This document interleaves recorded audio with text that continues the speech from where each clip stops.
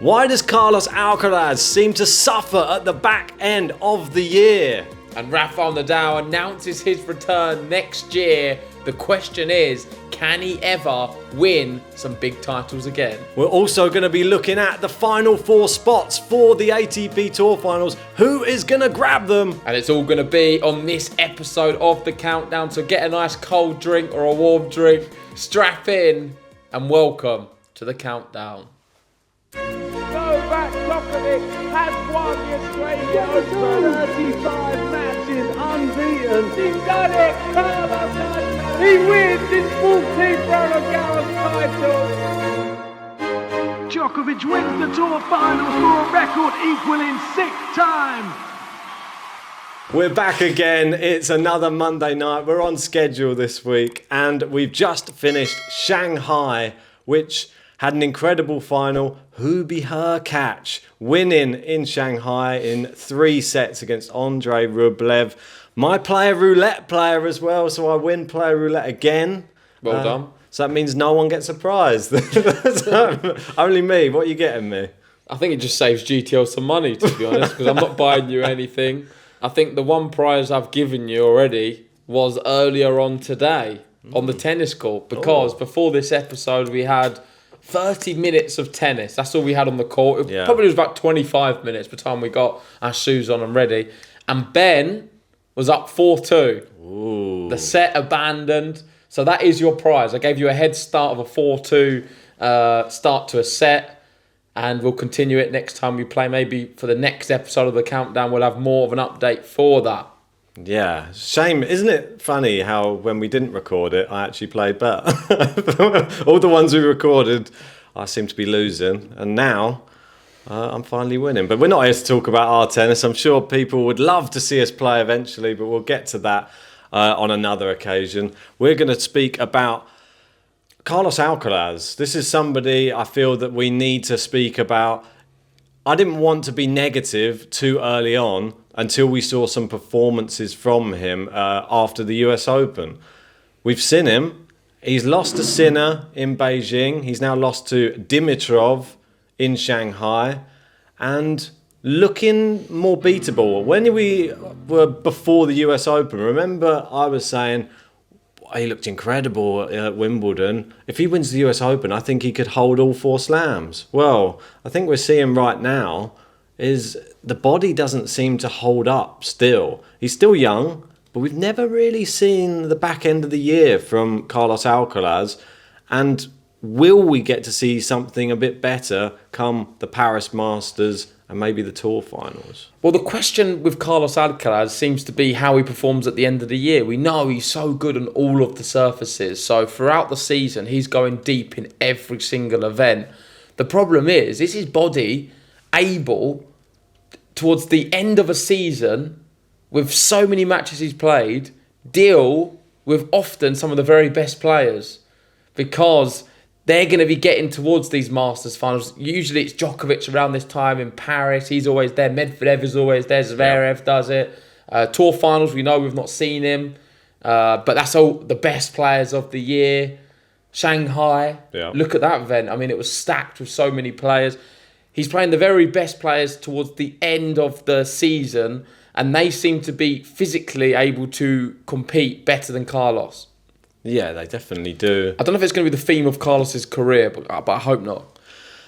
I'm trying to think, when we compare everybody to Novak Djokovic, because it's all obvious comparison, when you're that high up in the rankings and you're next to him with being a Grand Slam champion, he's able to make his body last the entire year, but he does play less events than everybody else these days as well. So you've got to think that he's able to keep his body in good check. Somebody at the infancy of his career like Carlos Alcaraz, you're not really supposed to be picking and choosing events at that age. You're supposed to just be going through the tour and just trying to play as much tennis as possible, win as many as possible, get all the experiences in from all around the different altitudes, the different humidities, and experience in different countries and stuff like that. It's exciting. But by doing all that and his game style, though, it does leave him susceptible come the end of the year. I think after the US Open, he would have given that, obviously, a mammoth effort. He got all the way to the semi-finals. Obviously, last year, he was the winner of the US Open as well. Coming out of that tournament, there is a sort of a little bit of a lull, I think. I know that last year he got to the final. I think he lost to Felix in Basel. Will he be the favourite to go on and win it this year? I think if he was able to win Basel, that will be very, very exciting to see him then go on to take on maybe a Djokovic somewhere along the line in Paris. But does he have the same indoor hardcourt pedigree? The reason I'm not reading into it too much at the moment is because there's no big losses which worried me. The one against Dimitrov, he played against Grigor, who's having his best season since 2017, who's been very successful and played extremely well. Only just losing, who was it, to Hurkacz, I believe. It was brilliant. Was it Hurkacz he lost to? No, it was Rublev Dimitrov in the semi-final. Rublev Dimitrov. Yeah, it was close. So he lost to Rublev, okay, that's fine. Rublev also playing very well, and it was close. Dimitrov is a good player. I wouldn't read into it. He lost to Tommy Paul. That was on a hard court. That was very, Tommy Paul was playing extremely well. He's lost to Marazan. He's lost to Djokovic, Medvedev. He's only lost a handful of matches. That's what I'm trying to get to. He's not lost much. There's nothing really to worry about. And I still think going into these events, he's playing Basel, did you say? Or was it Vienna? Basel, he played last year. I assume he'll be playing again. Medvedev be playing Vienna, where he'll be defending his title. He's going to be favourite, and I think he's going to put some of the doubters aside and say, here I am, I can play towards the end of the year, and he's going to win that event. Is he his own worst enemy at the moment, do you think? Because he's come out and he said, I've really just messed this up. I had the best chance to be world number one at the end of the year because he had 2 events extra on Novak Djokovic. Now he has 1 event to go level on points with Novak Djokovic. I mean, he could have been miles ahead of him by now, but unfortunately now he's going to have to win Basel and then have to do well in Paris. Or have to do better than Djokovic. Exactly. That's all it is, and that's never an easy feat. So it's probably a final or a... Yeah, because Djokovic has been rested and preparing just for these final 2 events, 2 big ones, a Masters and an ATP Finals. Djokovic will be favourite for both. And I'm really excited to see if we get the Alcaraz-Djokovic battle because I want to watch them both play on an indoor hard court. I think Alcaraz will be very hungry. I don't think mentally he's going to struggle. I think if he's going to struggle, it'll be a physical thing now.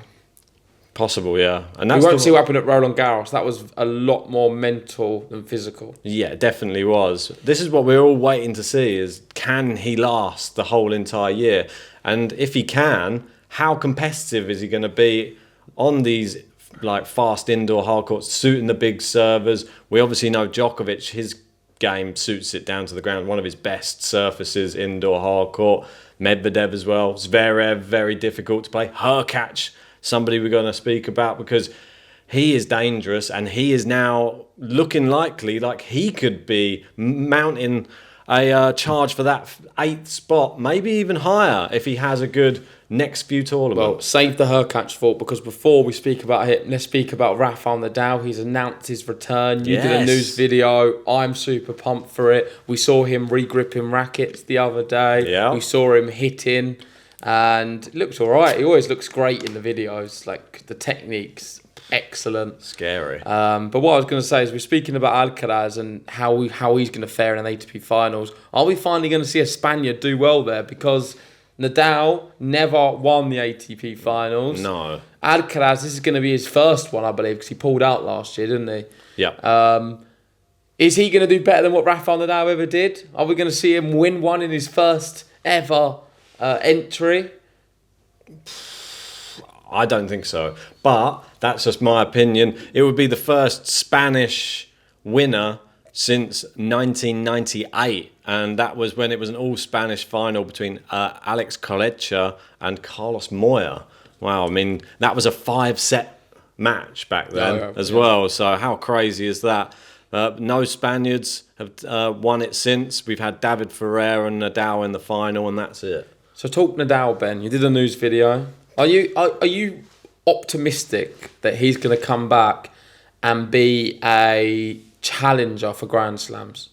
So let's go to Australia first off. Of course, we'll do more detail towards the time, but we think he's going to play Australia. I know he come out and was like Craig Tiley, or is it Craig Tiley or Tennis Australia? Yep. I'm not sure where they got that information from. He's not backing the fact that he's definitely going to be there, but I think he is going to. Yeah. Can he win it? Is he a contender? Is he better than a Rune? Is he better than a Zverev right now? Is he better than a Sinner, a Rublev? Is he below that level?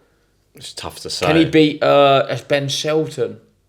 I don't know where Rafa now fits into the new tennis landscape. I know it's only been a year since he's not played. Yeah. But I feel like a lot's happened in a year. We've seen a lot of movers. Yeah. And we don't know what Rafael Nadal we're going to see. The last memory I've got of Rafa, forget the Laver Cup. It was nonsense. It is an exhibition.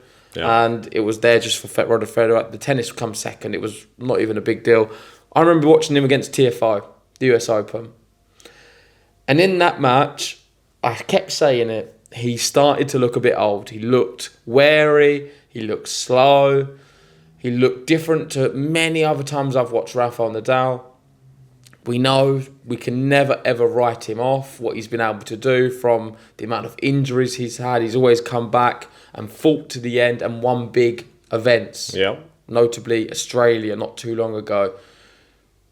Maybe I'm crazy to suggest that can't ever happen again, but I just feel it's very, very difficult. Yeah. And I just don't know if we're going to see Rafa at a level where he is going to be with them players I mentioned a second ago. I think he could be on the fringes with the McDonald's again.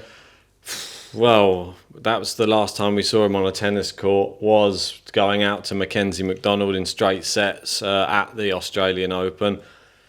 That's the difference, is if he's fully fit, I expect him to make at least a quarterfinal. That's my personal opinion. I think he's better than all of the people that are trying to break through at the moment. He has the ability to wipe people off the court with his power. This Rafael Nadal? You don't know what he's going to be. No, I don't know. No, but if he comes back and he is playing well enough, he can still beat a lot of players on the tour. Yeah. And I still fully believe that he wouldn't enter the tournament this time. Would he beat a Tsitsipas? I think he would. No, I don't know. I think he would beat a Tsitsipas. That's one of the people that we know. Tsitsipas is not playing well. What are you talking about? But he's good in Australia. Oh, come on, Ben. He got to the final. Tsitsipas is... And he beat Rafa from 2 sets down. Yeah, but he's a bit rough at the moment. Yeah, he is. I'd say now's the time to play him. If you're going to play him now. You watch Tsitsipas probably win the Tour Finals now after all that. Well, I think he's playing Antwerp. Possibly. Coming up. Tsitsipas. Yeah, Antwerp's just starting tomorrow. Yeah, I believe he's in that. Okay, we've got Tokyo, which is starting as well. That one, I know Hurkacz, he's playing it, and I'm going over there. Well, let's talk about Hurkacz then. We've had our thoughts about Rafa. Let us know in the comments section, what do you make about Rafael Nadal's chances when he comes back? And of course, Carlos Alcaraz towards the end of the year. I am not worried about either of them. I think Rafa is going to come back, but he's not going to be... I'm not sure if he's going to win a Grand Slam again, but I think we'll see one big Masters event or a big Olympics or something like that. Olympics might We be won't see a Grand Slam, in my opinion. But Alcaraz, I'm not worried about him towards the end of the year. I think he's always going to be a threat, and he's just growing into his body. But on to Hurkacz, what do you think?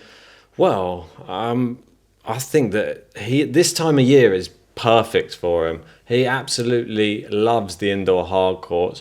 He has the full game.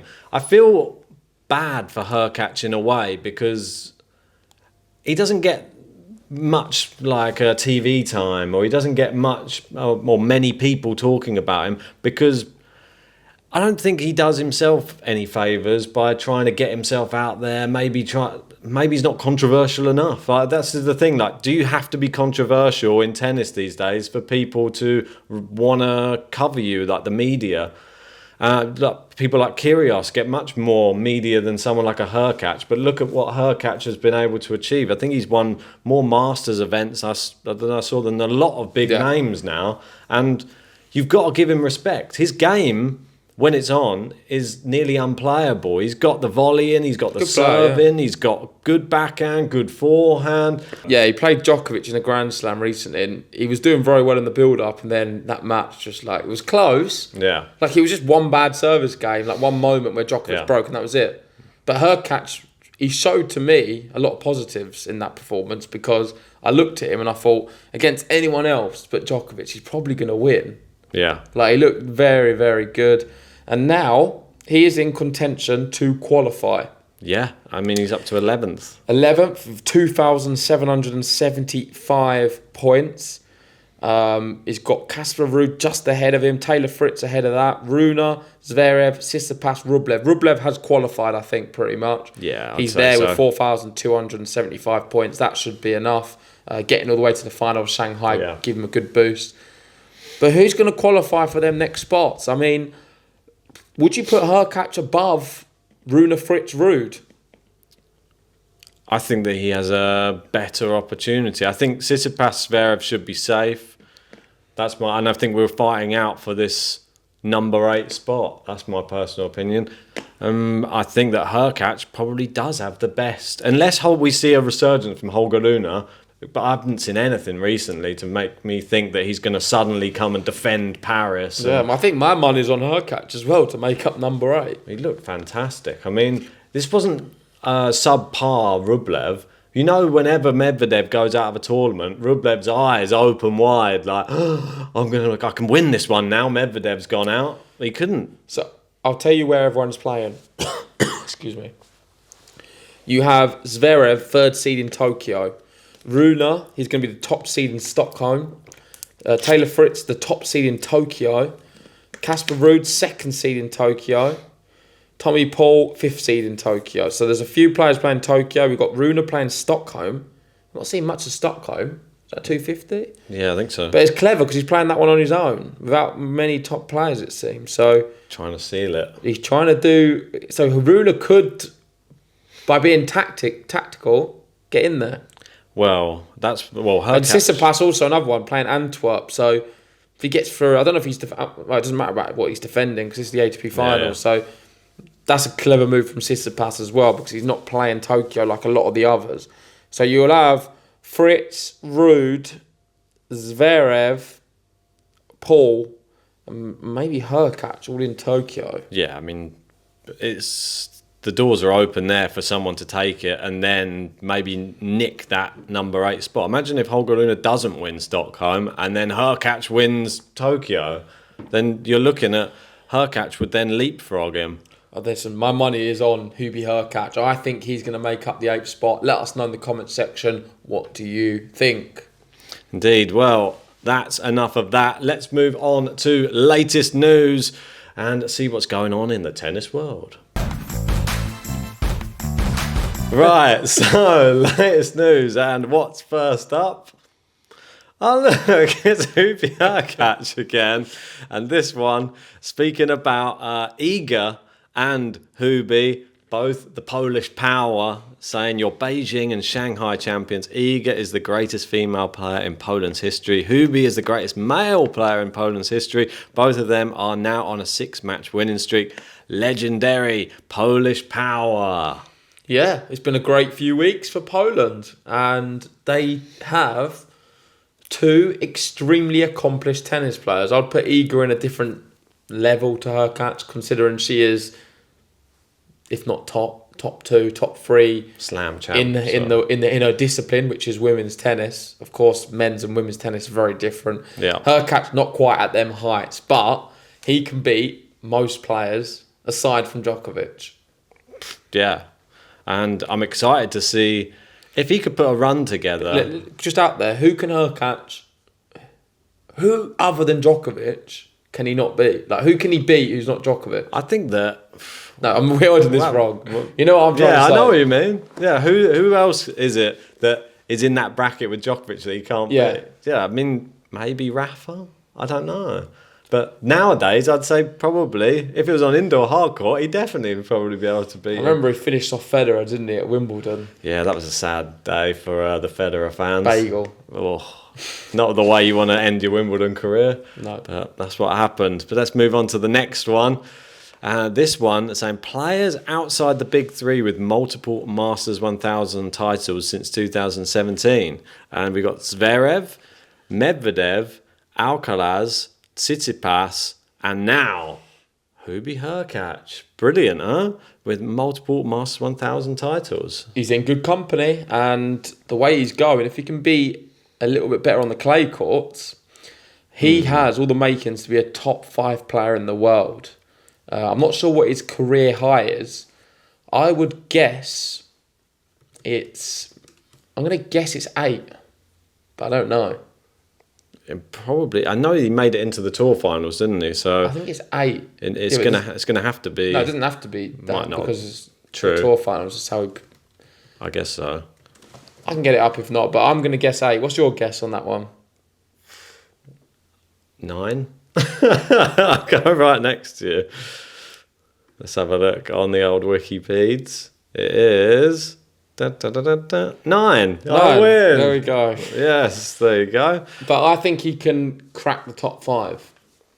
That's got to be what I would aim for if I was him. That's where his game's at, and of course, win a Grand Slam. He's got the ability to. He's got all of the tools, and he just needs to put it all together. And avoid Djokovic. That's right. And speaking of Djokovic, we're on to the next bit of news saying ATP Tour Prize money leaders as of today. And wow, Djokovic $10.5 million. We've got Alcaraz $9.6 million. Medvedev 7.82. Sinner 5.13. Raducanu. Isn't that? Rublev, is this just men's. Is this prize? Oh, 8. It's prize money. Yeah. She wouldn't be on there. She's on the sponsorship list. That's it. Tsitsipas 4 million, Zverev 3.5, Hurkacz 3.47, so moving his way up. And then we've got Fritz 3.2, Rune 3.1, and Ruud 3. Well, wait till next year when we have an event in Saudi, and then all you'll have to do is win one Saudi event and you'll be top of the list for the whole year. 20 million. 20 million to win a Saudi event. But no, very good year, I think, there for Carlos Alcaraz. A 20-year-old making how much? $9.6 million. Not bad, is it? His bank account's booming. I know. So I just hope that he's got the right people around him. He seems to be. He's a very grounded guy, but to have that amount of money at a young age, we've seen a lot of things happen to you. Drugs, alcohol, gambling, women. A lot can go wrong when you're in the spotlight like he is, fighting for world number 1 with all of this money. But he seems to be going in the right direction. He's very focused about his tennis, and he comes from a tennis family. I don't know if you saw the other day in China, I think was it Shanghai, the last event he played? Yeah. When he was practicing with his brother. Yeah. But his older brother. Yeah, I did see that. And his older brother, the technique was just incredible, but he never made it pro, never really was good enough. But I was watching him and I was thinking, he's got the exact same strokes as Alcaraz. Oh, he is Alcaraz. So he's from he is an Alcaraz. I forget the first name now. But he's from a tennis family, and I think they've very much driven on winning. He loves to win, Carlos Alcaraz. And I think when you have that mindset, you often move away from all of the bad demons, what can come with it. Yeah, his older brother, Alvaro. Yeah, that's what I thought it was. His younger brothers, Sergio and... how'd you say it? Jamie? Yeah. Is that how you say it? It sounds Spanish, that one. It's going Alvaro, Sergio and Jamie. It's just... no problem. Right, let's move on to the next one. This one is talking about... it's going to be a super important week for the race to Turin. We know that we got 4 qualified, and the other contenders, I'll pop them there for you. We've got Rublev 5, Tsitsipas 6, Zverev 7, Rune 8, Fritz 9, Ruud 10, Hurkacz 11, Paul 12, and Dimitrov in 13th. All of these players are playing in Tokyo, except for Tsitsipas in Antwerp, Rune Stockholm, and Rublev having a rest. But he doesn't need Rublev's fine. Yeah, that's why he wouldn't have a rest though. No. If he didn't need to. Exactly, I think it's fine. He'll be back, and he'll be firing in Paris, I'm sure. So last but not least, we've got your girl Leylah Annie Fernandez. She wins in Hong Kong. Finally, I know. 594 days after winning her first title. She said, wow, where do I start? I want to give a special thank you to the fans, to Hong Kong. Thank you for coming and watching women's tennis. It means the world to us. I'd like to congratulate Katerina. You played an amazing tournament. Today was a tough battle. I enjoyed every moment of it. So thank you for making this hard for me. Hopefully we'll have many, many more. And I told you all. I said after the US Open final that we will get Leylah Fernandez winning a trophy before Raducanu. Raducanu won't win anything. I said for 3 years minimum. It's exactly going to happen like that. Probably going to be longer. Maybe never. We'll have to wait and see. But she's got ability, Raducanu. That's one thing I will say. So she could come back and do some things. But this girl's good. She's going about it the right way. I think 60 in the world. Could be pushing to sort of 40 soon. And I want to see her top 10.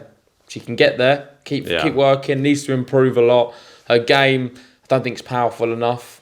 But her heart is... Yeah, she's just a very enjoyable tennis player to watch. She's got a great technique, and I would love to see her inside the top 10. That's what she's going to be got to be aiming for. Yeah, definitely. She's full of talent. Big title for her as well. Give her some confidence, I hope. Yeah, I hope so too. She is very much a fan favourite. The more tournaments she wins, the better for women's tennis, in my opinion. Yeah. Right, so that's the latest news over with. I mean, it can only mean one thing next, JG. It's tennis shootout. Time for the tennis shootout. This is where I asked JG a question about the Tour Finals. He asked me a question about the Tour Finals. And then we find out who goes away with the bragging rights at the end of this episode. Yep, that's right. I think it's my turn to go first. 30 seconds to answer. Yeah, pop it on the clock. Get the clock ready. I'll get the one here. And I will give you my question. Let me just get it up. I think I saved it as an image. Nice. Okay, so I've been focusing a lot on Turin rather than ATP, the actual event itself, the ATP Finals. I'm going to go back to where I've always been, and that's Turin. It's a very special place to me, being Italian. And I want you... There's a two-part question, as always. One, I would like you to name the stadium it's being held in. And the second part is what capacity to the nearest 1,000. I mean, the name of the stadium... Go. Right. Oh, sorry. Right. Okay. Go. Right. I'll get that going. Name of the stadium. I mean, I'm not going to lie. I have no idea, and that's terrible to say that. But I wish there was a clue I could get from this one. Is it named after another tennis player or something like that? Nope. Okay. Is it to do with... I mean, I'm never going to get the stadium name, surely. Unless it's something like Roberto Baggio Stadium. Some football bar. Is that it already? Is that a 30 second? I'm going to go with... I've got to just go with capacity. I've got to go for half point only here then. I'll go with... Time's up then. You'd be quick. I need a number. 12,000. I need a number. 12. It's correct. It's What? 12. Shut up. Is that right? It's 12,350. Pretty good guess. And the name of the stadium, it is the Palasport Olimpico. But the official sponsoring name, which is operating at the moment, is the Pala Alpitor. The Pala Alpitor. Okay, well, there we go. Half a point. I'll take half. Very well with that. That's not too bad. This one, well, it's always so difficult to find one because we're always scraping the barrel, it seems, with like that question, but I like it. I would never have got it, and I've even forgotten what very well. Well, if it had just been the other one, I'd have got 1 point, but it's not. Right, so I'm going to ask you a question now, and it's going to be something, it's been more catered towards you, this one, and I'm not going to make it a two-part question, it's just going to be a one standalone question. And this question, pretty simple. Great. Boris Becker. I know it's always your answer to every question is Boris Becker. So, you can tell me, How many times has Boris Becker won the Tour Finals? Go. Okay. That's an interesting one. Because, of course, I've looked through the list quite a few times. I mean, today of all days, I can't quite recall where he would be on that list. I don't think he's on it as many times as you'd think he would be. I'm going to go for 2 times. Oh, there you go. And that's the end of the countdown. That is their final answer. Yeah. I'm sorry. It was actually 3 times that he won at the Tour Finals. I thought it was a trick question that it's not so many. Because you'd think it would be like 4 or 5, but it's not. Yeah, he won it. It's the first time in 1988 against Ivan Lendl in 5 sets. Then in 1992, he won it against Jim Courier. That was in 3 sets. And then he won also against Michael Chang, and that was in 95. How many finals did he lose? How many finals did he lose? He lost 1, 2, 3. Okay. So there you go. So he won 3, lost 3. So 6 finals, won 3. Oh no, there might have been another one. No, lost 4 finals. So 7. the race. 2 is pretty crazy then, but I don't know. I felt like it was a trick question. Got it wrong. Close though. It kind of was because he's lost a lot of finals, but he's won 3 and I said 2, so I got it wrong. Well, never mind. But you got a Boris Becker question, and that's all you ever really wanted, wasn't it? Yeah, that's why I'm here. And that's it. So I think that is probably the end of this week's countdown. I don't think we had any questions come in from the people on the last episode, did we? No, there wasn't any I can recall. But please, if you are watching this one, give us a question and we'll answer it on the next countdown episode. Thank you for joining on this one. It's probably a little bit shorter than the usual time. But we'll be back for a more extensive countdown next week. Please, if you haven't already, hit the like button on the video, subscribe if you're new, and we'll see you very, very soon for some big tennis events. Novak Djokovic will be coming back very soon, and Carlos Alcaraz is getting a few haters, and I'm hoping he can prove them wrong. See you soon. Ciao, ciao.